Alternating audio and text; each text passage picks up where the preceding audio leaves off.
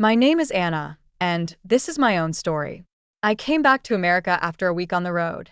The kind of week that leaves grit under your nails and a bus map still rolling in your head. Work had sent me from New York City to Chicago and then home to Cleveland. The late train woke me out after midnight. I paid $32 for a taxi that smelled like coffee and rain, and I asked the driver to take Birch Street slowly so I could look at the houses.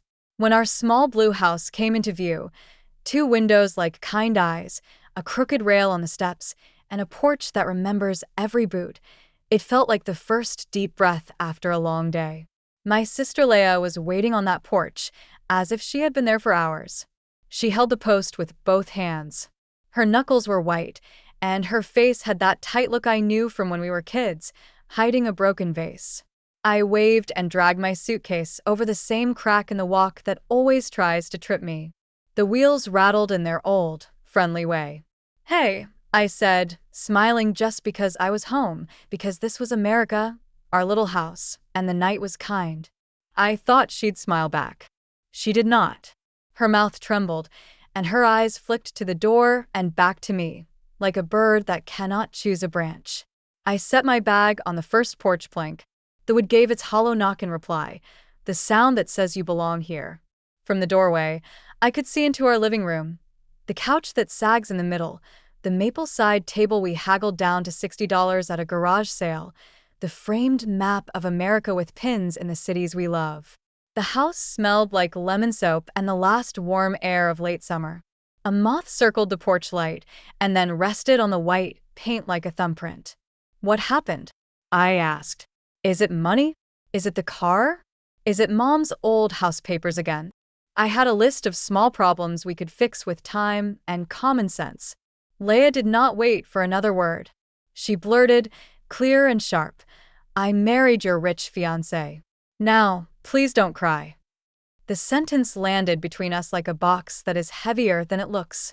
I heard the light hum and the soft buzz of that tired moth. The street went quiet, the way a street goes quiet when it is listening. It felt like the world took one big step to the left and forgot to bring me with it. My knees let go without asking me first. I reached for the rail and caught nothing but air. The boards jumped up. The sky dropped down. The dark slipped into my ears like water. I did not scream. I folded and fell, soft as a paper letter falling from a table. "Do you need a hand?" called a man's voice from across the street.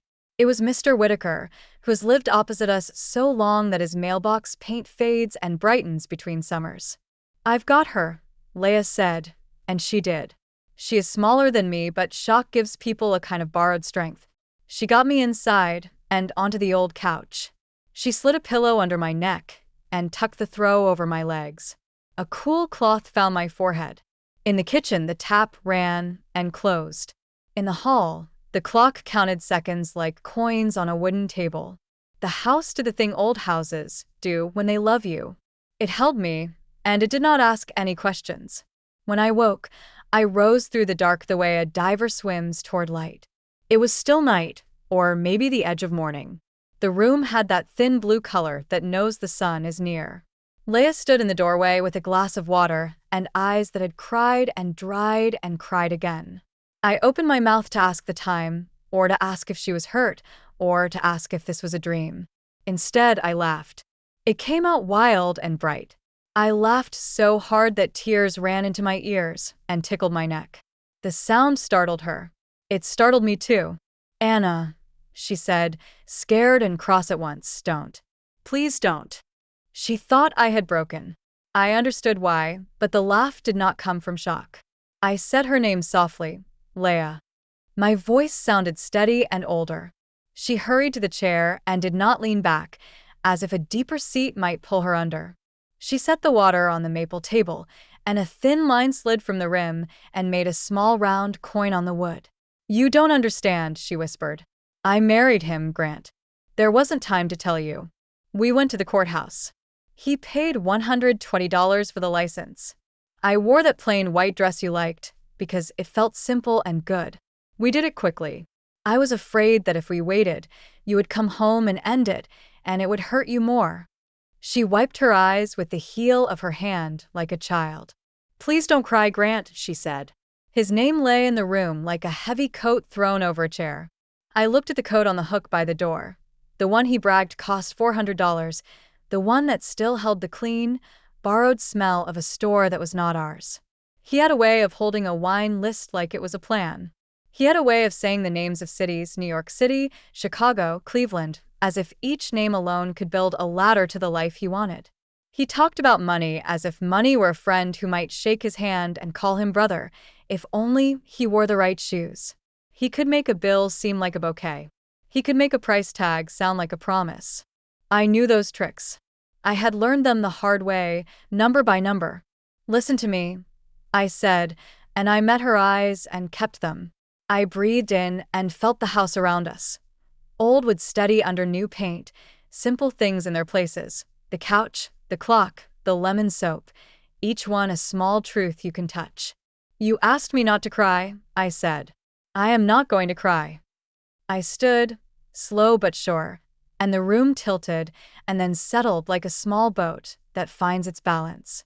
I pulled the curtain back with 2 fingers. Mr. Whitaker's porch light had gone dark. The street was empty. The blue in the window was a little thinner. Morning was coming, even if it did not know it yet. I let the curtain fall and turned back to my sister. "I'm not broken," I said. "I'm free." The words surprised her. They surprised me too, but they were true in the way the rail is crooked and the step is chipped and the paint is blue. I wasn't happy that a promise had been bent out of shape. I wasn't happy that a wedding had been rushed like a sale on a street corner. I was happy because I knew something Leia did not know yet, something real and countable, measured in dollars and in facts and in the weight of a ring I had placed in a drawer before I left for Chicago.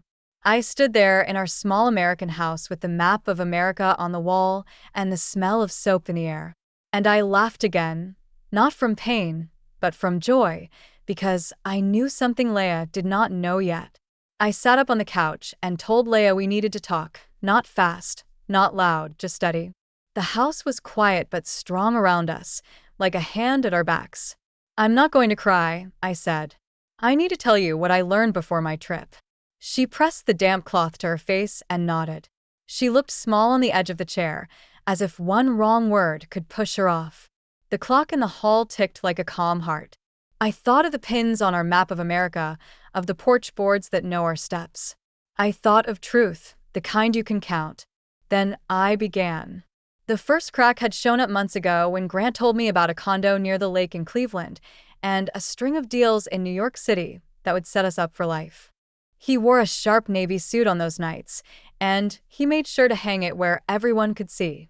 One evening, when I lifted the jacket to make room in the closet, a tag slipped out of the inner pocket, a rental slip, $120 a day, due back Monday by noon.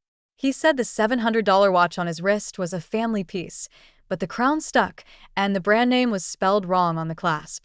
The car he posed with in front of the house had a dealer plate and a thin paper tag tucked in the back window.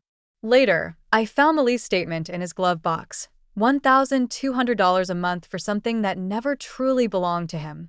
Money talk came easy to him, like a song he had practiced. He would hold a menu like a stage prop and order the most expensive thing with a brave little nod. Then, when the server walked away, he would lean close and whisper that a payment was stuck and would I mind sending him $85 just this once, because his account would clear at midnight. Once, at a fancy steakhouse on Euclid Avenue, he handed over his card with a flourish. And while the server was gone, he asked me to spot him a small bridge, his words, until a bonus landed. The bonus never did. When we got home, I found a folded bill in his coat pocket for the suit rental, 3 days at $120, a total of $360, plus a late fee that made the numbers feel like a bruise. I told myself there was nothing wrong with wanting nice things. I told myself he was just trying, but wanting and pretending are not the same. The night I knew, truly knew, was a Tuesday on West 14th. He said he had to meet a buyer. I had the afternoon off and a slow, heavy feeling in my chest that would not leave. I took a walk and drifted toward the corner where the old garage sits, the one with the hand-painted sign and the smell of oil that lives in the air. And there he was, in a gray shirt with his name stitched above the pocket, Grant. He was not talking with a buyer. He was bent over a small car, his hands black with grease, his face fixed in a worried line as he tried to free a stubborn bolt. A woman named Rosa, the manager, saw me watching and waved me into the shade. She offered me water.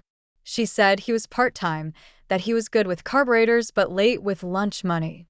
And no, he did not own the place. She said it kindly, like she was sorry to be the one holding the light. I am not ashamed to say I walked home slowly and quietly. There is nothing wrong with honest work. A mechanic keeps America moving, but lies break the axles of trust.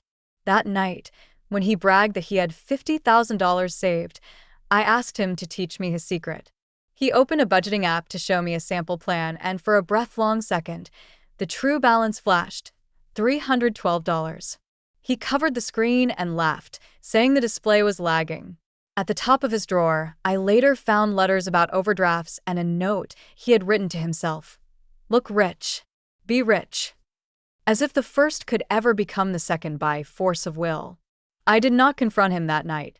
I packed for my trip to Chicago and then to New York City and back to Cleveland. I put the ring in the maple table drawer beside the spare keys. I wrote a short note to myself on the back of an old receipt. Truth is better than shine. I needed space to think in straight lines, not the loops his stories made. On the train, I watched the fields and the towns pass and felt my chest grow light. Each mile felt like a clean bill paid in full. By the time I crossed into New York City, I knew I would end the engagement. All that was left was to say it. So when I came home and heard Leia's words on the porch, I married your rich fiancé, my body fell before my mind could speak. And when I woke, I laughed, not from shock, but from the sudden lift of a weight I had already laid down. Leia's face went through clouds as I spoke. Doubt, hope, fear, shame. She searched for a ledge. He told me about the condo, she said, almost to herself. He said the mortgage was a breeze. He said his watch was insured for $700. He said his car would be ours next year. She rubbed her thumb over the edge of the damp cloth, like it could erase the numbers. I told her about the garage on West 14th. I told her about the $120 suits and the $1,200 lease and the $85 whispers and the $312 truth. I told her there is no sin in being poor and no sin in fixing cars. The sin is in turning a person into a ladder and climbing them to reach a dream that is not real. She looked around our living room like it had changed shape, but it hadn't. The couch still sagged in the middle. The map of America still held our pins. The porch still waited for morning. He said he loved me, she whispered. He said he loved you before that. I nodded. He loves the look of money, I said. He loves rooms where people believe. But love without truth is a costume. It will tear when you breathe. She shut her eyes, took a long, square breath, and opened them again. Something steady moved into her face, like a light that had been behind a door all along. We sat there while the blue window turned gray, and then pearl. The city woke in small sounds. A truck on the far block, a bird on the gutter, a neighbor's kettle beginning to whisper. What do we do? She asked. I reached for her hand. First, we don't blame ourselves for someone else's show, I said. Then we count what is real. We have this house. We have our work. We have each other. We have the truth. She nodded, and a tear slid down, but it was clean, not the hot kind. I brought her the glass, and she drank. I laughed. I said, because I was free. The words settled in the room like coins in a jar, clear, simple, and ours. Outside, the light climbed our porch rail and, inch by inch, showed everything as it was. The mask had come off. When I finished telling Leia everything, the garage on West 14th, the rented suits, the $700 watch with a misspelled clasp, it was as if all the air left the room. Her lips parted, then closed again. She tried to stand, and didn't quite make it. Her knees buckled the way mine had on the porch, and I caught only her sleeve before she sank onto the rug and tipped sideways against the couch. For a breath, the house hummed in my ears, and I thought the lights had dimmed. I lifted her head to the pillow and called her name until her eyes fluttered open. When she focused on me, she made a small sound that I will never forget, a sound like a string pulled too tight. Then she cried into my shoulder, not loud, not dramatic, just steady tears that wet my collarbone while I held on and felt the truth settle around us like cold wind. The wind kept blowing in the days that followed. It came through the mail slot first, hard and unsentimental. A crisp envelope with a barcode and his name brought a suit rental statement. 3 days at $120, a late fee, total $360, past due. Another bill arrived with a balance of $7,480 from a credit card he had assured Leia he kept only for points. The car dealer sent a notice with red letters across the top. The monthly lease at $1,200 was 2 payments behind. I lined the envelopes on the maple table, and we read them like road signs to a place we did not want to go. Leia stared at the numbers until they stopped being symbols and turned back into weight. It was not the money alone. It was the difference between the shine he sold and the brass we could afford. It was the proof that every boast had been a borrowed coat that would have to be returned. We did the ordinary, brave things people do when a life splits along a seam. Leia called the courthouse to ask what a quick marriage meant when it came apart even quicker. I found the number for a lawyer in downtown Cleveland whose office had a view of the river and a waiting room plant that tried its best to look alive. Her name was Margaret Owens.